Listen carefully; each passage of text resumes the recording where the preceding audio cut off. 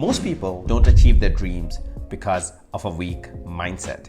Ever wondered what sets the top 1% apart from the rest of us? In this video, I'll share what stops the 99% from becoming the top 1%. My observations are based on observing some of the ridiculous students I met at Stanford University and engineers at Silicon Valley. So if that interests you, stick to the end. If you're new to the channel, hi, my name is Srijan.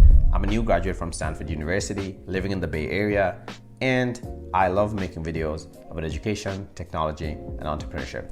If that interests you, welcome aboard. So in this video, I'll share 7 mindsets that let people fall behind in their dreams. And these are not cookie cutter mindsets that you hear every day. I think these are quite unique in many ways. And at the end, I'll also talk about The Infinite Game, a great book written by Simon Sinek that can be a solution to a lot of these mindset traps that most people fall into. So let's get ahead. The first mindset trap I want to talk about is the requirements mindset. The requirements mindset means asking questions like, what's the minimum score do I need to get into Harvard? Or how many investor calls do I need to make before landing my first investment? These always ask the questions around a requirement that if you do, that suddenly you will get what you want. The problem is, when it comes to dreams, life is often like an auction, and you just have to make your best bid. How much you need to bid at the auction really depends on the auction. It depends on what you're bidding for, and it depends on your competition. If your competition is really tough and they really want what you want, you'll have to make a great offer. And if what you're bidding for is really expensive or really hard, something that everyone wants, your offer has to be very good. So in life, sometimes there are no minimum requirements. You just have to make the best offer that hopefully most other people can't. The second framework I want to talk about is the effort minimization framework. Effort minimization framework means that you try to minimize the amount of hard work it takes to get what you want. While there's nothing wrong with this in general, what people want in their dreams is sometimes really hard to get. This means you have to work really hard to get what you want. And this constant barrage of effort minimization stimulus that you get from the world, that 4-hour work week, you don't have to work more than 4 hours, 10 hours, means that you often don't get what you wanted in the first place. The reality is success needs hard work. It needs back-breaking work. And if you're always trying to minimize your effort and go on and live on the hedonistic treadmill, then perhaps you will not get your dreams. Going all alone is also another classic trap that people fall in. They just think they have to work harder and smarter and better, but they underappreciate how much help it takes to truly achieve your dreams. If you want to do anything that's difficult, you'll need a ton of help from people around you. You will need mentors, you'll need people who believe in you, people who will back you when you feel down, people who will motivate you. You also need a people for whom you want to do this thing, because it's likely to be very hard. So I think it's really important to build a community for whatever you do. And I think I say that in pretty much every video of mine, but it's really important to do things with others in mind. So it's important to get a mentor, to ask for help when you need it, to thank people when they're trying to help you. And these are all things we can cultivate in our everyday lives. I think we should never expect to be helped, but we can always ask for it without any expectations. I think hope without expectation is a good mantra when it comes to professional networking and asking for help. One of the best advice I received when I was younger from a mentor was, you want your mentors to be where you were a few years ago, and you want your mentors to have done what you wanted to do. So someone might be really successful at something. Say Magnus Carlsen at chess. He's exceptional at chess. But I would not go to him and ask for advice about how to be a better painter. I'll ask someone who has already painted for many years and are successful in that. And that has helped me a lot to not chase after big names, but to chase after people who understand my vulnerabilities and who can give me advice specific to what I need. Art of surprise is one of my favorite ways of winning at a competition or anything. You're basically trying to freeze and surprise your competition with something creative and unorthodox that no one could think of. It's like bringing a car to a horse race while the rest of the world is trying to make their horses better and they're really optimizing for that saturated and highly competitive field. Can you do something completely different? Something that was perhaps stupid at once upon a time? Can you start making a car, which will be terrible when you start, and eventually make it a really fast one so you win the race? I think the art of surprise is one of the most creative and fun ways of going about anything. And if anyone wants to achieve their dreams, it's really important to think, how can they surprise everyone else to get what they want? Optics matter, dude. Like, it's really important to surprise everyone, including yourself. Premature specialization means you put all your eggs in one basket, and that too too early. It means you pick the first basket and put all your bets on that. This is fairly random because the basket that was lying was random, but also fairly arbitrary. All right, enough talk about eggs and baskets, but it really means not reflecting upon life. Think about how much of life we spent on actually asking ourselves what we want to do. We just minimize the thinking that we need to do to get around life. Inertia is a big reason why people do things. You keep at the job where you are because you were doing that job before. You do the activity in your school because all your friends around you did the same activity. Most people study the major that's most popular in their school. I am responsible for that. At Stanford, almost 20% people do computer science, and I also did computer science. So inertia causes us to not follow our true passions in life. Renowned sociologist Adam Grant asks us to adopt the late bloomer mindset. In his book, Originals: How Nonconformists Move the World, he says that most successful people explored a wide variety of interests before finding their true passion. So it's really important to have an explorer's journey. And you can only have that when you're allowing yourself to fail. And this is really crucial. Most of the time, we don't allow us to fail. We don't try something new where, because we are so afraid of failing and we are constantly thinking what others will think of us, we don't give us the opportunity to fail.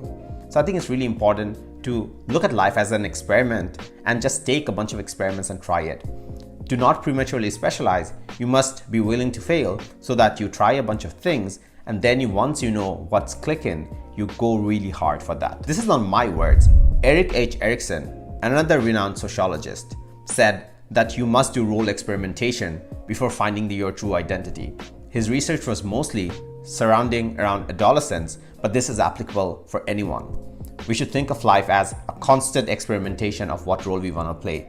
And that means our identities also change over time, and that's completely fine. Early quitting means you try everything, but you leave at the first point of failure. It's essentially not doing the hard yards or not trying enough before calling it quits. There are a bunch of people in life who try 10 different things with no focus and then just quit at the first moment of failure in each of them. This is a really big problem, and I see this when I mentor students every year. A lot of students try every Olympiad, biology Olympiad, physics Olympiad, math Olympiad, debate, but then they quit everything at the first point of failure.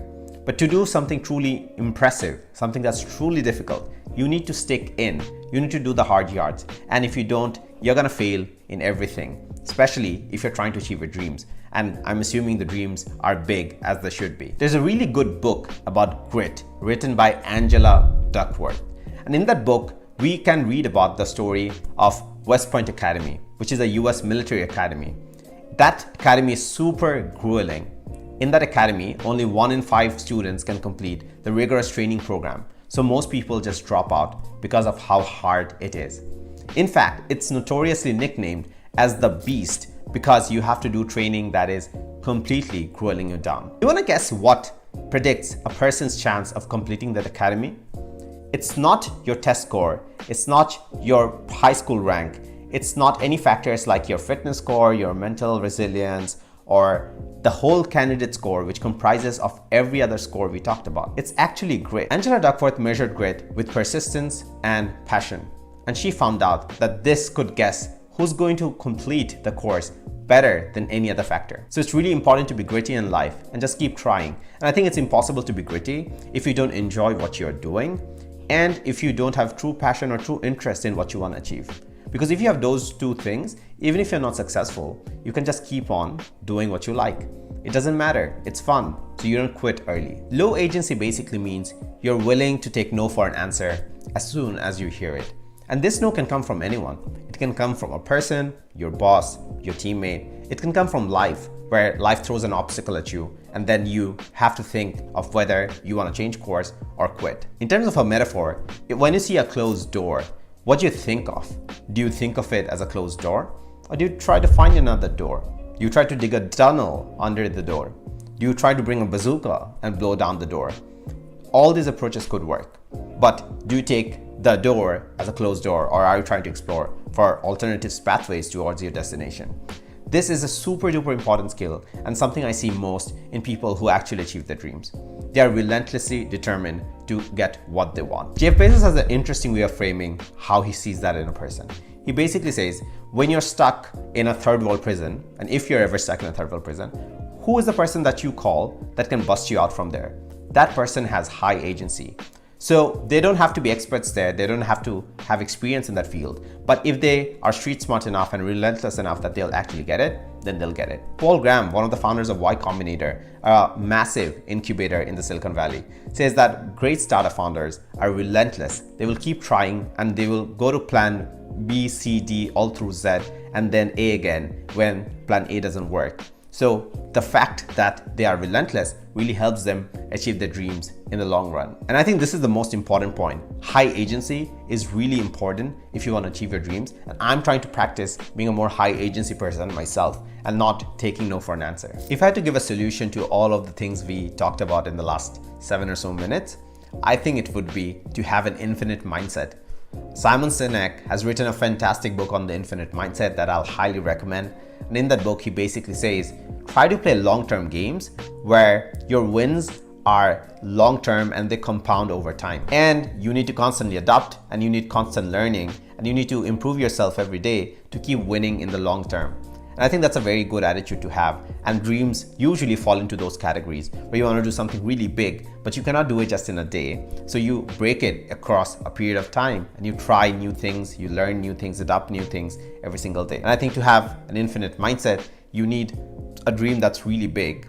And then the dream also gets you an infinite mindset. It's like a happy cycle. So I hope everyone, including me, gets an infinite mindset and we can be in the top 1% in whatever you want to be.